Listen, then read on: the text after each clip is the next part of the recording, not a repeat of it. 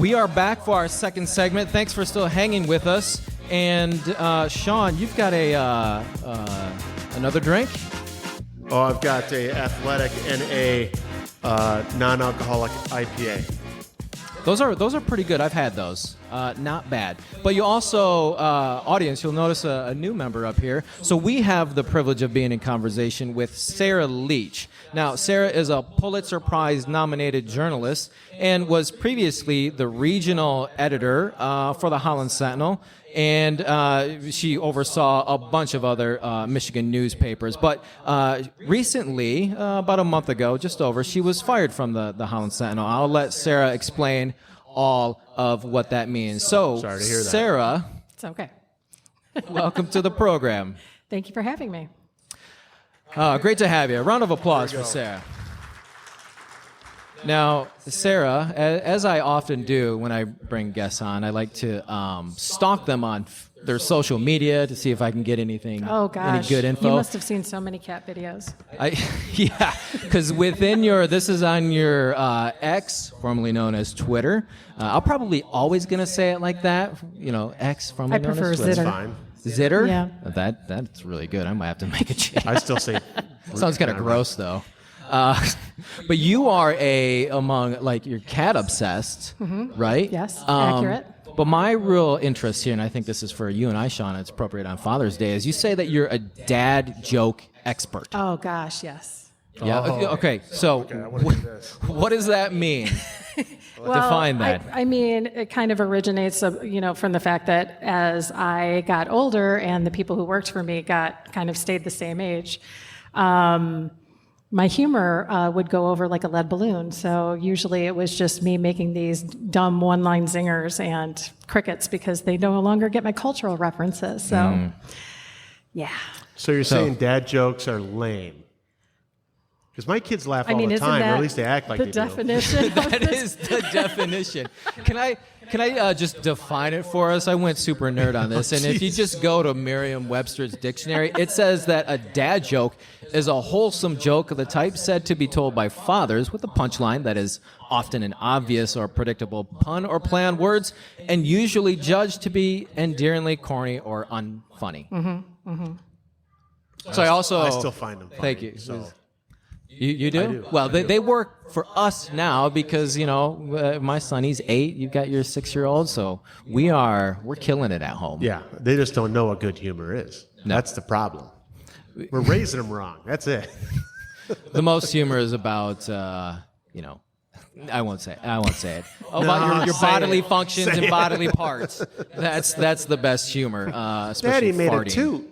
Yeah, exactly. My 8-year-old burps in my face. Do you have any? And it's a girl. Let's do a little round Yeah, table on I mean, this. why? I like where this is going.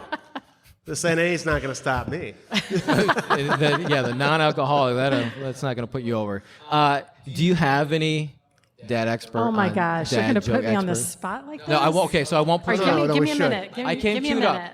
You want me to? Yeah, I'll start us off a Yeah. minute because surprisingly on Zitter there is a dad joke. Dad joke. That took me a second there account. to figure out Zitter.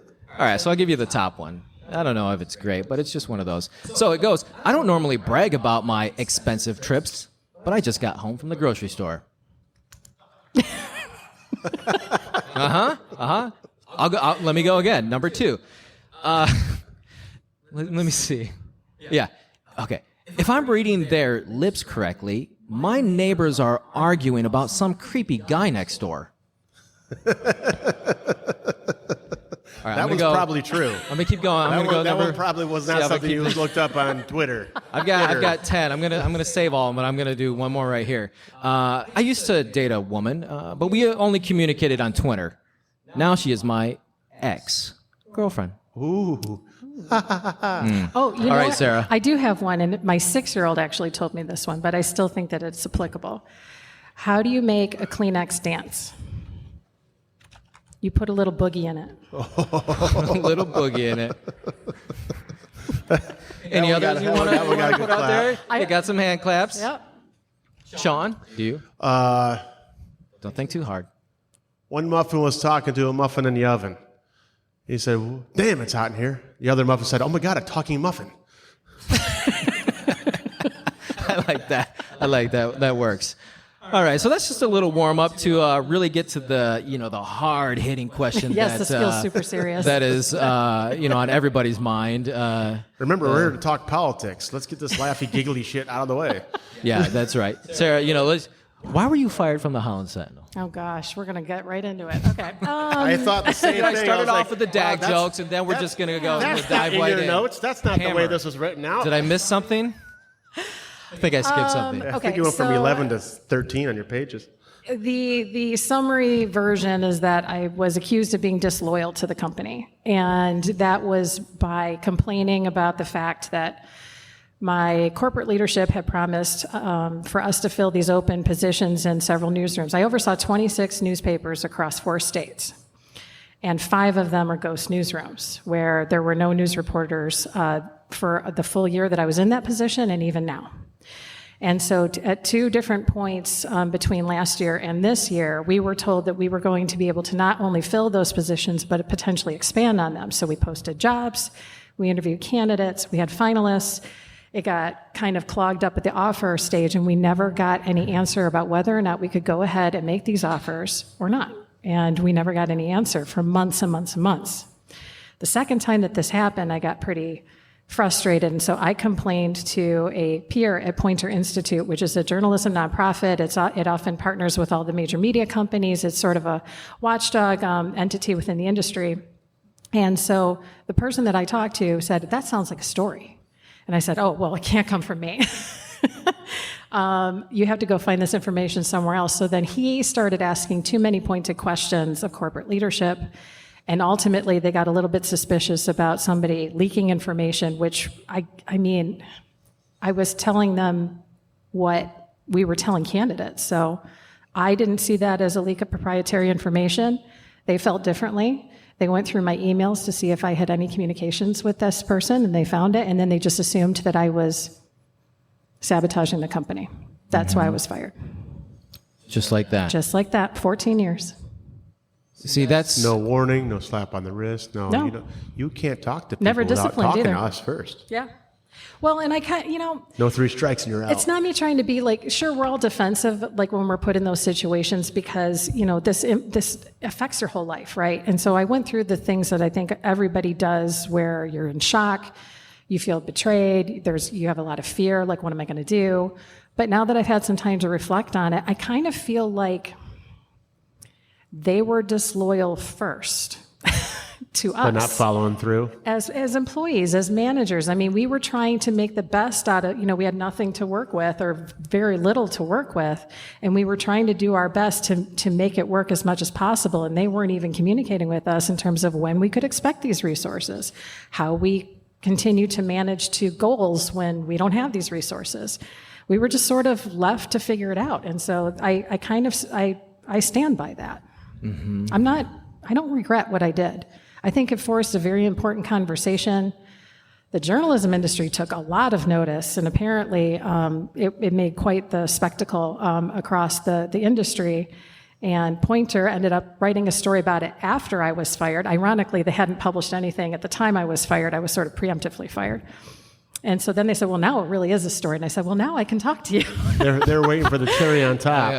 Yeah. And the irony is that I was terminated so that ultimately they were worried that I was going to make the company look bad. And here we are. And so then Poynter writes a story, and the writer who wrote the piece told me that that story was the second most read story on their website this year, second to the Pulitzers. wow. Jeez. So, the way that I found out about this was like almost 3 weeks later than when it happened. I intentionally delayed telling anybody because I frankly didn't want to cause a bunch of fear and panic amongst the Ottawa County community because I knew that this was going to have a way broader effect than just my personal livelihood. Yeah. Nick was very upset. And I was He trying to kept texting mitigate me. that. Yeah. Nick Well, you kept- did a He fantastic kept texting job. me going, "She hasn't told me. She didn't tell me. I don't know why she didn't call me. I don't know." Yeah, so here's kind of like my daily routine, right? With, keeping tabs with Ottawa Impact. I'm a subscriber to the Holland Sentinel, Right. still am. Yep. Open it up every day. All right, what's going on? What's going on here? And then it was after, that amount of time that I said, it's like, okay, I haven't seen anything from Sarah in a while. Then I, opened up my Facebook page, and on somebody that I follow, it was they put something real specific, and then so I reached out to a friend of mine. I was like, "Hey, is this real? When did this happen?" So I just felt like this whole dummy, but it made sense, in hindsight. Yeah. I haven't seen Sarah's name on anything for a while. Right. But I want to get back to. Let's go a little bit before that, though. So you were nominated for a Pulitzer Prize. Can you? It just doesn't seem to make sense to me where the Sentinel would fire somebody who's nominated for something like that. So can you first define like what a Pulitzer Prize for a journalist means and what that might mean to the Sentinel, a small sized newspaper? Well, it's the most prestigious award in journalism, so in American journalism to be specific. And there's like over 2,500 entries for the 7 categories of journalism every year, and only a handful of people or organizations. Sometimes it's a team, sometimes it's a paper that wins it, sometimes it's an individual. But I was entered for local reporting by a small group of community members locally, and honestly, something like that for a paper the size of the Holland Sentinel would have been probably such a feather in the cap. It would have been celebrated in the company, let's just put it that way, and probably West Michigan wide. Mm-hmm. Do you know where? So when is it announced? It was announced 1 week to the day after I was fired. Oh, okay. I didn't get it. Spoiler alert. That was going to be the next question. I kind of figured that. I figured there would be some celebration prior to that. Yeah. Mm-hmm. But the day of the Pulitzers, we had a little watch party, and, it was a little bit bittersweet and everything. And I thanked everybody for supporting me.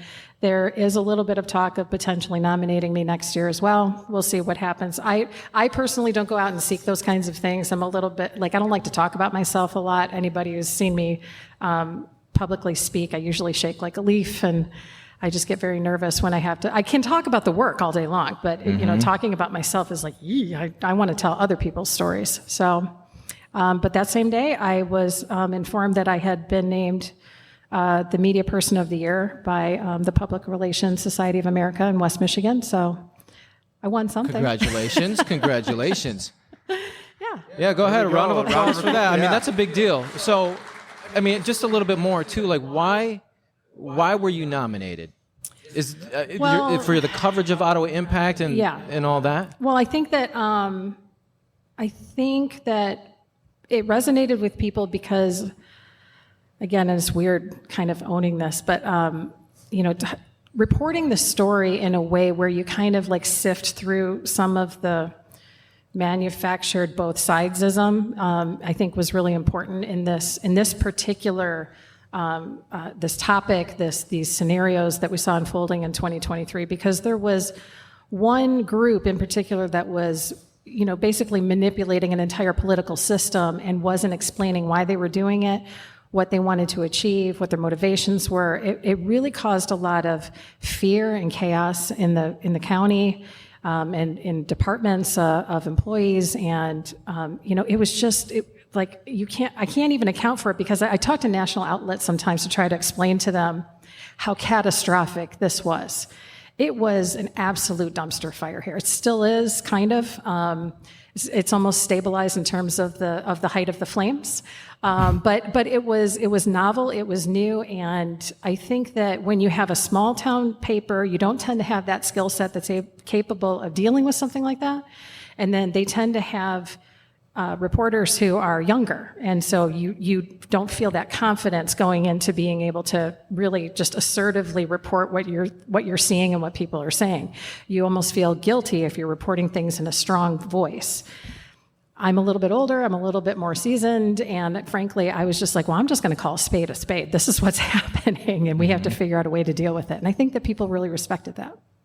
Yeah. Doesn't seem like you get that a lot nowadays. Yeah. Calling things as it is. Yeah. I had taken a little note down over here because you were saying you had to try to decipher between both sides. Is there anything that you're kind of looking for when you're looking through all the research that is kind of a tall tale of, I know what they're saying here, or I know what they're saying there, that they continue to kind of say whichever party it is when you're shuffling through everything? Well, I just gave a presentation about this, earlier this week, and I talked about bias and objectivity, and the individual doesn't necessarily have to be objective because we all have our own internal biases, but the process has to be objective. Do you give people the access to the process that you're participating in? So when you're talking to people out in the field, and when they're telling you stuff, are you confirming it with primary source information? If that's not available, then use secondary source information. If somebody's making an accusation against somebody and claiming that they said something, then you have to weigh whether or not the person that's talking to you, do you feel that they're credible? Then you also have to go to the person who's being accused of the thing and then give them an opportunity to respond. We're not necessarily there to decide. It's just we have to put the information in a way, in a format, and we have to interpret things for people. And so it's a really big responsibility. We don't always get it right, but you have to be able to kind of at least apply the same approach no matter what topic that you're tackling. And so as long as I know that I'm doing that, I think that I'm doing something right. Mm-hmm. And then one side didn't take part in the process. They still aren't. And I think that we know who that is. Yeah. Yeah. Can you speak to that a little bit more? Because part of this overall conversation is like not only the importance of covering Ottawa Impact and how it has been a dumpster fire, as you say, but Are they the side that's not talking? I'm not sure yet. Yeah, for sure. I mean, but so I've been paying attention to Ottawa Impact for a while. Then when we started this podcast, I was like, hey, there's this group doing this thing over at Ottawa County. Like, it's something. Not only like the local media is taking account of, but national news. So I remember the first time we started talking about it, and I was asking you stupid questions over some whiskey. Go figure. And I was thinking, like, Ottawa, okay. But in my mind, I was actually like, I was thinking Ada, over just a little northwest or northeast of Grand Rapids, or Lowell. Mm-hmm. I was thinking Lowell, a bunch of farmers out there running. Still rural, taking over the area, joint. Big rural area. Yeah, but just to be clear, I got nothing against farmers. I baled hay for years, so nobody take that the wrong way. I was thinking of just the area and what's done out there. Yeah, totally supportive of farmers. And, absolutely, I love corn. Any type of and I drink a lot of whiskey, so there's rye, there's corn, there's barley. Yeah, I mean, I would lose an entire food group of my daily routine if we lost that. Yeah, that's important. And, we always got to be mindful of rethinking about our nutrition, because there are those here and about who would listen to this podcast and, want... As I say, you're drinking an NA.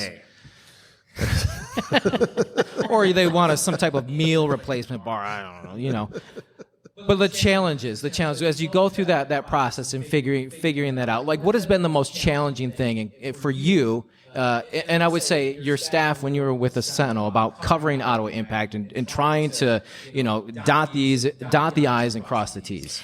Yeah, so there's a reason why I was reporting on this, and it's not necessarily because I was the most experienced. It's because I was really the only person who could do it. At the time, we only had one full-time news reporter in the Holland newsroom in January of 23.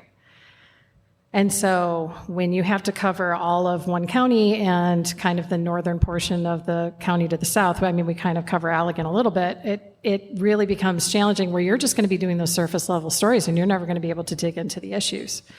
There was so much happening that I was obligated to jump in, and so I really formed this partnership between the reporter who's there, Mitch Boatman, and myself, and so he would take the straight dailies, and then I would sort of get kind of the vibe of what was going on and then try to follow up on some of the issues that we saw sort of developing as a story arc, and that really proved beneficial, because then we continued to reference this foundation of these stories, because you see this narrative that sort of builds over time. Issues that would crop up in the spring, for example, and then they would kind of come back up in the fall. And by making sure that we were accounting for that, we could recall and sort of curate this storyline to see how it was changing and evolving over time. Because, I don't know about you guys, but one of the most frustrating things about watching what's happening in Ottawa County is that what we saw at county level government was making decisions that had never been made before. And so to answer your question, I would say that was the biggest challenge, just because I would dive into an issue and I would say, well, what happens when you become a constitutional county? And nobody in Ottawa wanted to talk to me because they didn't want to be on Ottawa Impact's shit list. And then I had to go outside of the county. And then they would say, well, we've never seen this before. We don't know. And I can't, if I had $1 for every time that I got told, I don't know, that's never happened before. This is the only time that we've seen this. I mean, I probably wouldn't be worried about being unemployed right now. How many times? I mean, you put it in the Sentinel in your articles, like, hey, you reached out to, have you ever, have they ever responded to you? Yes. Yes. Oh, yes. I think that was different from the last. Tell us more. Well, I received one direct response once, and that was from Commissioner Cosby. And I had sent an inquiry to all of the commissioners, so not just the OI ones. Is that Bill Cosby? Gretchen Cosby. Oh, sorry, wrong one. Sorry. And this was after we saw the Grand Haven pastor who's suing the board for religious discrimination finally had his chance to give the invocation in front of the board prior to a meeting. And in response to that, one of the commissioners taped a sign to the back of his laptop that said savethechildren.com, which caused quite a scene. And so we were reporting a story on that. And so then I sent out an email to all of the commissioners saying, do you have any response to this, or would you like an opportunity to comment? And then the response that I got back from Ms. Cosby was, Ms. Leach, you're a liar. So I put it in the story. That was it? Yep. That's a yeah. Well, That's telling a lot. She did follow it up with some non sequiturs that didn't make it into the story, so I posted those on Twitter. But what were those? I was transparent about my communications with her, and so I try to be as transparent as I can with my readers. Mm-hmm. Yeah, I find that fascinating where, the Ottawa Impact commissioners, they just refuse to speak to the local media. And I know, like, when the Washington Post was in town, maybe almost a year ago or so, I know that Allison Media, I think it was Allison Media, Meadema spoke to, Greg Jaffe, one of the reporters there. But, like, that's all. So they have a preference who they speak to. So be it. But, when you're an elected official for over 300,000 people, I mean, please you don't want to speak to the local media so Yeah. you can at least, have your side of the story shared. Well, if you don't want to share it and you don't care about what you say, you don't have to. Side. It's also strategic because by withholding that from the local media in the absence of information, voters can be manipulated. And so what Joe Moss, who is the chair of the board right now and the president of OI, he created his own news site. And so that is basically just propaganda for the Republican Party. And they write under pseudonyms, which is not journalistic tradition. So, it's not really widely respected in the industry. And there's a lot of criticism to media and media companies, which I think some of it is valid if you're talking to people who are thinking about it reasonably. But I think that it's being used in this context to basically just cause a lot of fear and confusion so that they can give their version of facts and information. Mm-hmm. We kind of talked about that the other day with on our last episode with Josh. We were talking about where can you get what you think is reliable news, but if you're not looking for reliable news and you only want to watch what you want, to confirm that you feel what you're looking at and thinking is right, you can go to CNN or you can go to Fox. Right. If that's the only side you want to hear. Mm-hmm. Well, and I think that what underscores this is that I am appearing in some of the campaign literature for OI candidates right now. Are you? And I find in a positive light? Just checking. Just checking. Super big, emoji. Oh my gosh, smiles, that would be smiley face. Sarah wouldn't Leach that is be our friend. an Sarah, M. Night Ottawa Shyamalan Impact. twist though? Like that would be like the best twist at the end of this movie. No, it's fascinating to me that even though, and this happened after I was fired. So this literature was produced, and it basically says that I can't be a reliable source of information. And I'm just thinking, why do you still think that I'm a threat to you? Like just one person they feel like could make or break their campaign. And they actually took language that my company gave to Pointer and to the Detroit News when they were reporting on my firing, and used that language to take it out of context to say that, Sarah's got her own narrative. Well, that was in response to why I was fired. It has nothing to do with my journalistic integrity, or, the fact of whether or not I'm a good reporter. Mm-hmm. I think, either you said this or I read it somewhere, but how Ottawa Impact has it kind of painted this idea as you and the Holland Sentinel as the Democrat activist media, like again and again and again. But we are the true enemy of the people, according to Joe Moss. Yeah, but then the Holland Sentinel, which is owned by Gannett Media, yes. right? Yes. So then they go out and fire you on the spot. Mm-hmm. That really, you said or read was really puts a whole twist in the narrative. Well, really, some people said, "Are you worried that OI is going to be able to use this against you?" And I said, "Well, then they would have to take the side of mainstream media." So, yeah, that's not happening. I don't know how they're going to be able to do that. Mm-hmm. Mm-hmm.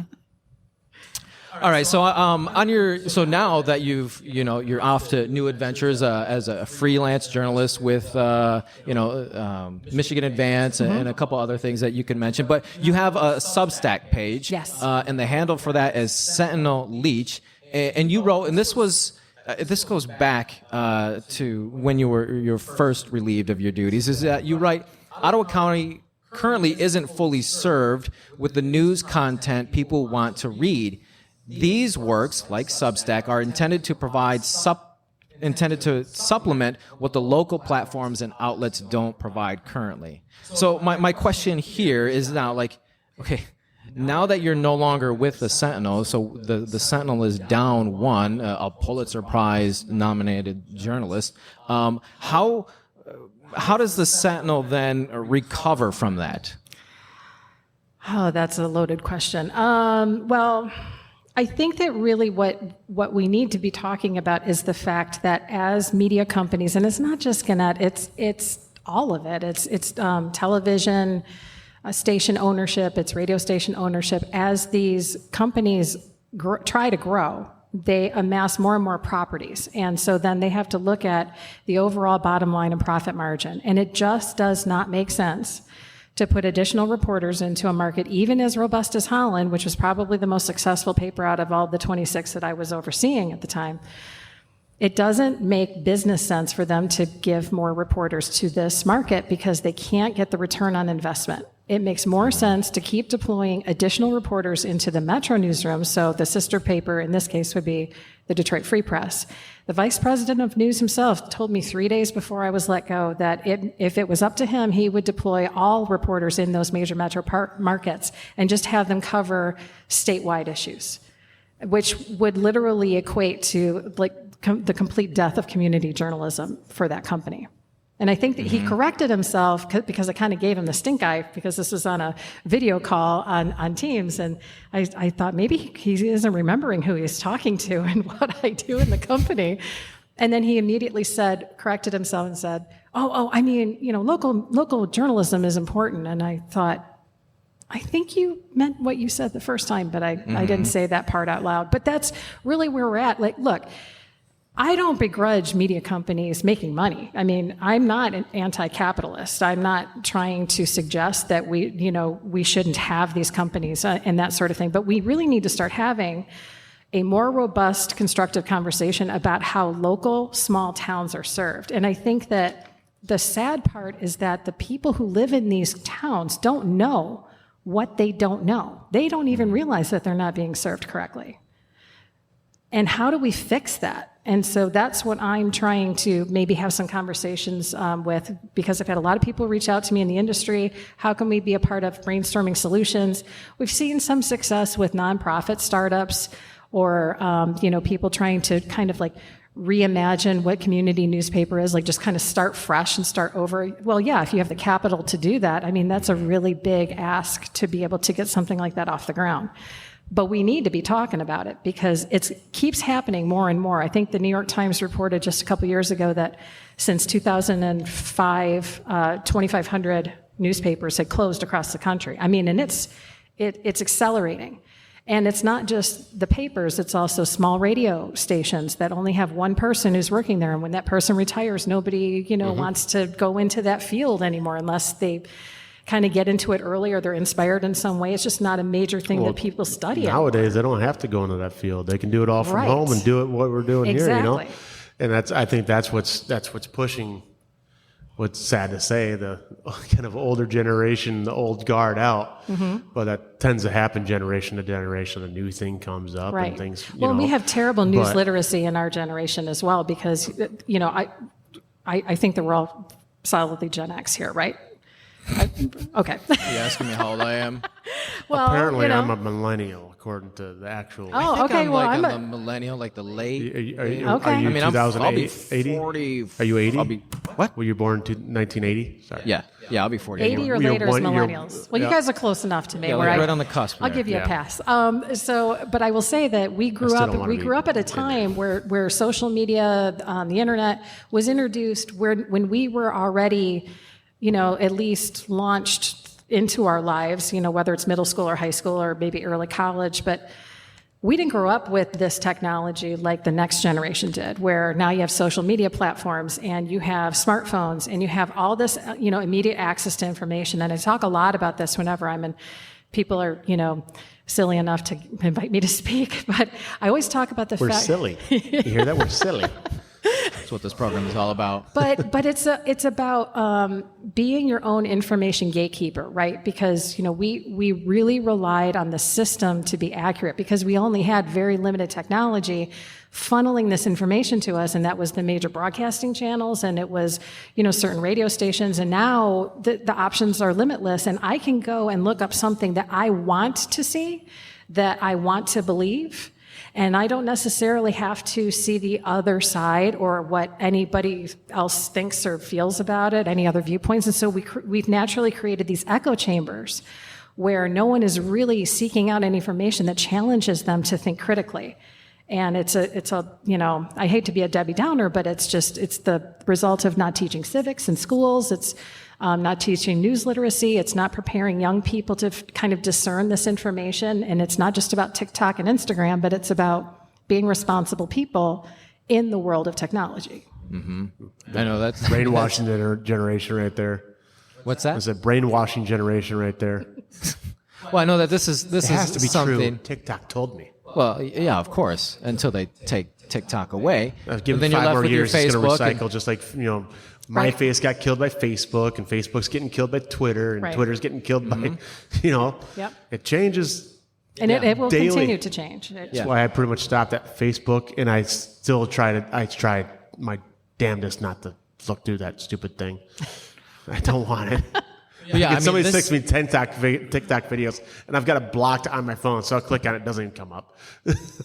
That is the ongoing freedom. conversation in this podcast is figuring out how to best receive our information from what outlets. I mean, Right. I do think the bigger stations, but you had kind of hit it on the point with the fact that if you have the right financing, if they really wanted to advertise and push how important local news could be to a local community in that area, Right. through Facebook and whatever else that they wanted, but they'd have to have the dollars. Goes back to the income, the taxes that we're talking about with immigrants. When you go into politics and you just start throwing more dollar amounts, going, we could do this. If you're going to give them the money, they'll do it. Right. If you could justify to them, if we pushed enough behind this, people are going to engage and want to be part of it. Well, I remember when I was invited to do a story, it was back in October, but the story didn't publish until November, and it was for Crane's Grand Rapids. And when I was asked to do that interview, the corporate leadership kind of waffled a little bit. I ended up doing it, and I got into some tepid water with leadership, which I don't think curried me any favors, but it was about the state of journalism in Michigan, and they don't want to talk about it. And so I remember my boss being irate with me, and I said, listen, I don't, when did journalists get to a point where we can't talk about journalism? Like, When it starts to offend everybody. When did we get, we're not allowed to talk about literally what our work is and what it means to people.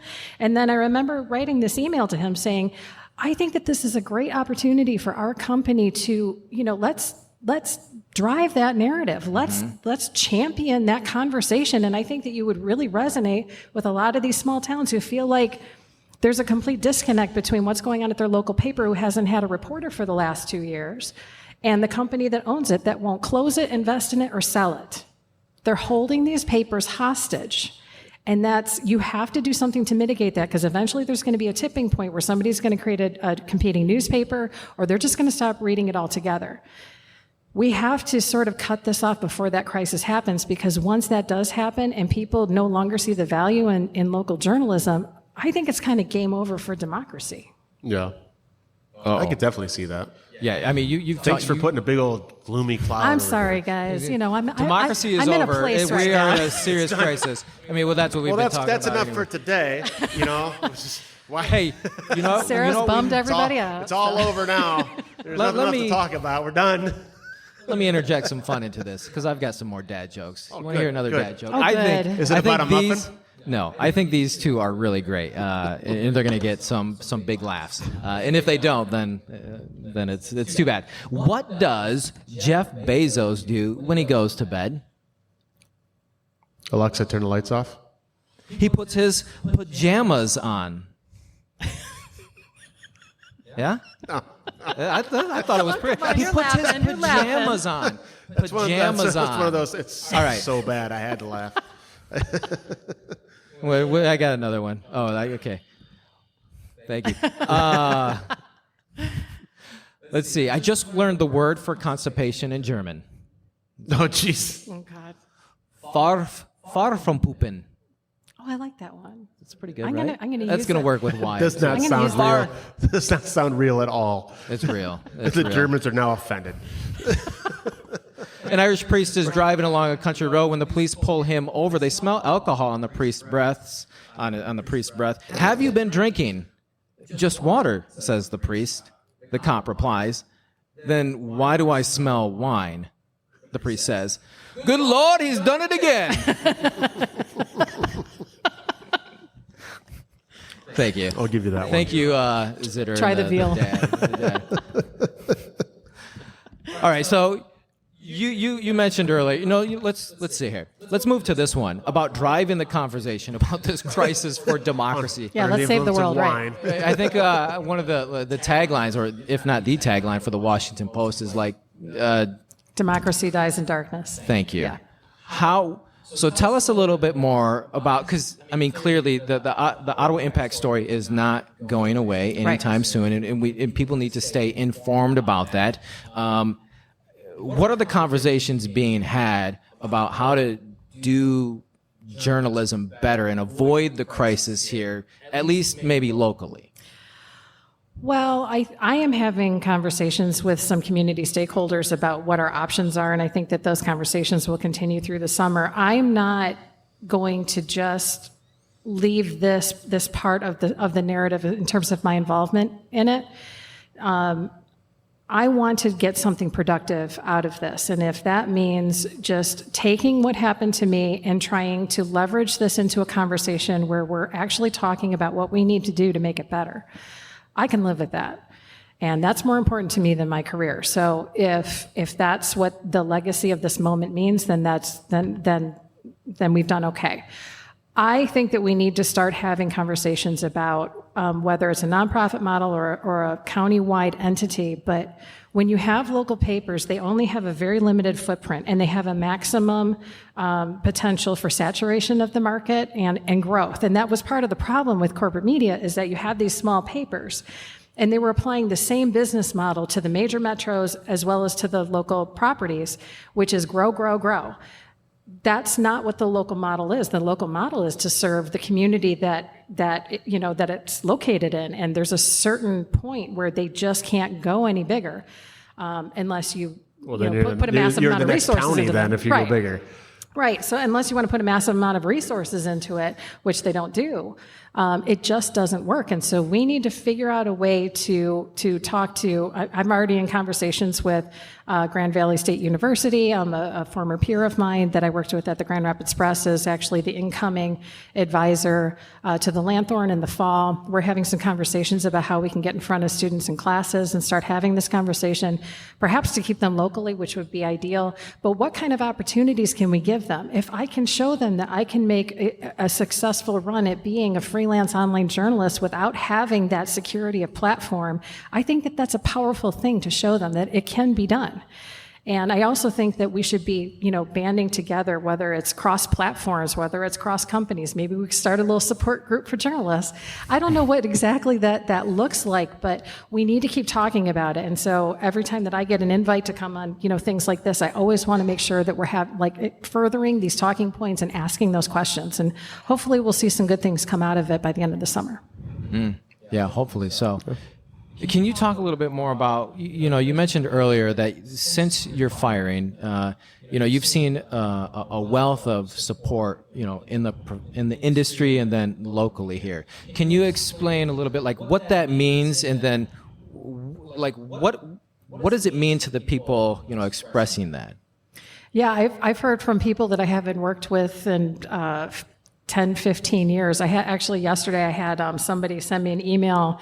I only worked at the Stanton, Virginia paper for a year back in the late aughts. And the sports editor who worked there sent me an email, and he says, yeah, I was a Gannett casualty in 2015, and they didn't treat me very well either. And so we kind of see some of these storylines, emerge of people who were let go during layoffs, or as the industry evolved and changed, that were sort of left behind, not necessarily because they didn't have the skill set to still be productive and to thrive. It just didn't, align with whatever initiatives that particular company had at the time. And I think that that's a real travesty, because we lose so much, knowledge and historical knowledge in the communities that we're serving, and the industry as a whole. It's sort of tragic. And the people who are still in the industry who are talking to me and reaching out and asking me, what's going on? Are you okay? They say, I can't believe that what you were doing. I don't know how you managed to do all of that. And I say, I don't know how I managed to do all of that either. And I kind of look, now that I have a moment to self-reflect, I'm not sure how long I could have kept doing that job. I mean, it was just sort of imminent to have a health event because I have 3 kids, and that's enough right there. Yeah, right. Especially that little one. Yeah. Real troublemaker. Yeah, but yeah, it was just. I kind of look back at it now and I go, oh my God, that job was completely ridiculous. How could any human being do that job? And now it just sort of is validating, because I have been updated from some people who are still within the company who I have good relationships with, and they said that they're not replacing that position, that they're actually breaking that group up into a reasonable, pieces, so that people can actually do the job and potentially succeed. Mm-hmm. Do you have any other examples, nationally, for where journalists are in your position and trying to cover, stories that are really important and can change the community? Do you have any other examples okay, this is happening in the UP and they can't do it because of this or elsewhere? Well, I don't know about nationally, but I can say that locally I have had conversations with people who are working at local radio stations within markets that serve, the Ottawa County, and at TV stations, and they are experiencing the same troubles that the newspaper industry is, where they feel like they have an important story, but it doesn't align with whatever time slot that they have, that they have to have this certain programming block. Sometimes it's managers saying the story's too complicated, and we don't want you to take a day to go investigate this, because we need you to produce a story today because we have to make our ratings. Clickbait.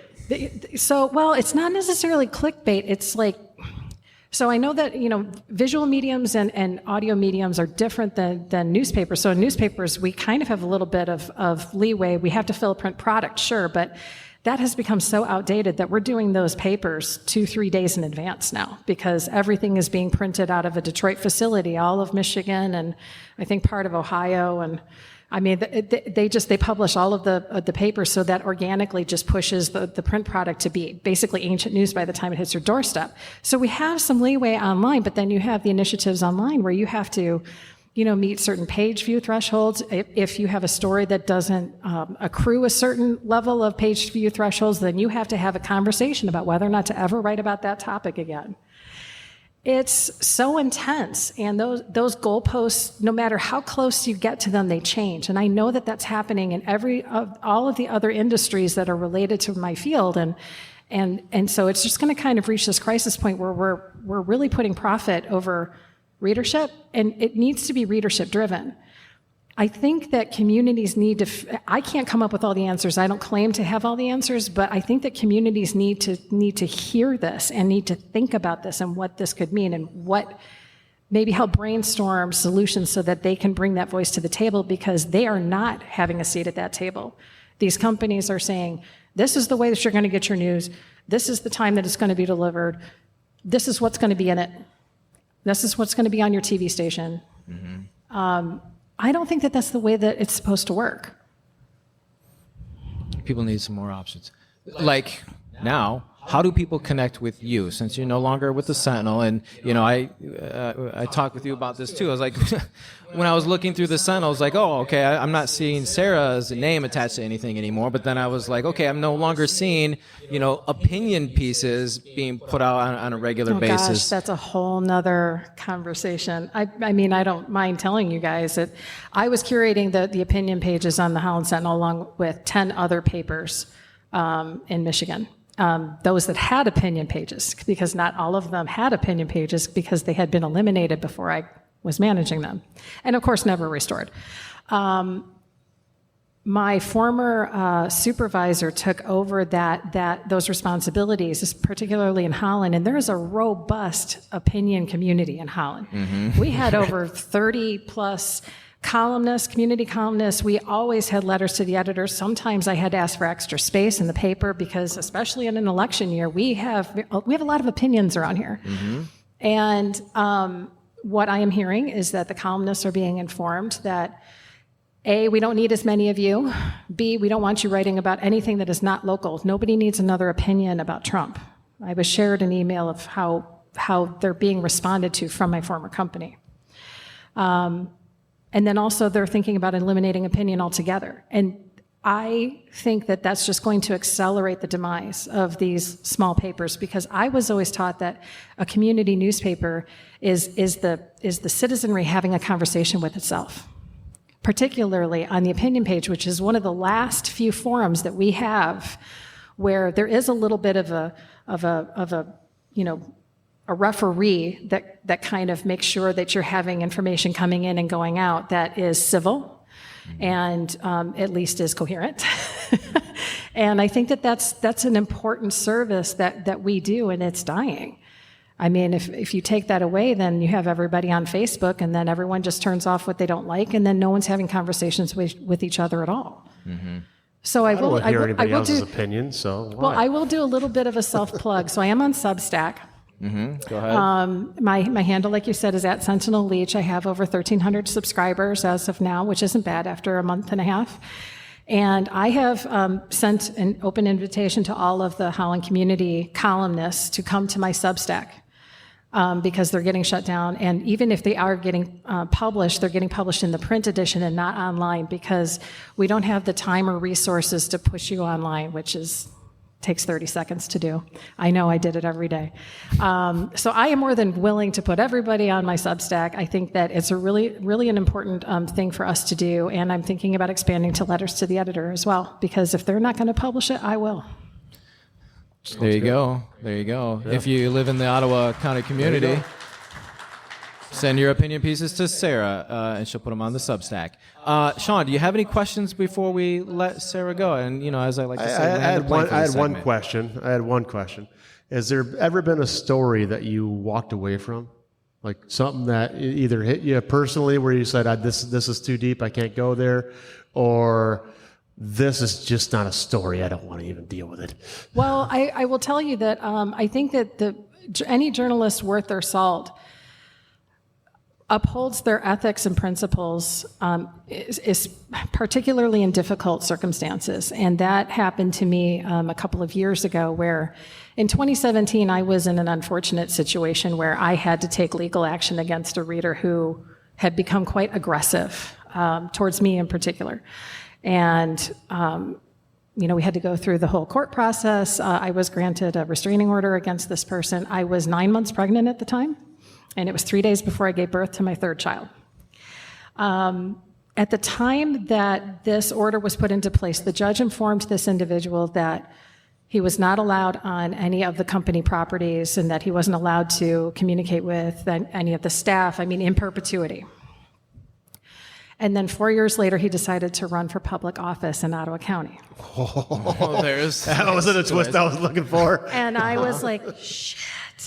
So I really struggled with how to figure, because it's not about me, it's about trying to uphold what this arrangement was, but also make sure that the citizens get the information, because they have a right to get the information about who is running for their public office in their various municipalities. And so what I did was I talked to my management at the time, and I talked to a peer over in Monroe, the Monroe news editor, and he actually got a freelancer from his newsroom that was not a direct employee to interview this person to appear in the Sentinel. And that took a lot of time and effort and finagling to get that, but I am proud of the fact that I did it, because I'm not going to just ignore the story just because it makes me feel uncomfortable. Good answer. Good story. Nice integrity Not a move very there. good You story. still having It was it a good covered. story, but Yeah. All right. Sarah, any final words? No, I think I've said enough You've about said me. it all. You've said a whole bunch. I've asked a whole bunch of questions. We appreciate your time. That's Sarah Leach, everybody, Pulitzer Prize-nominated journalist and freelance journalist. You can find her on Substack at Sentinel Leach. Correct. All right. Thank you so much. We're going to have Dan come back up, and he's going to serenade us with another song. And then we're going to get into our final segment, where we'll talk with Common Good candidate Chris Crothers. So sit tight, and we'll be right back.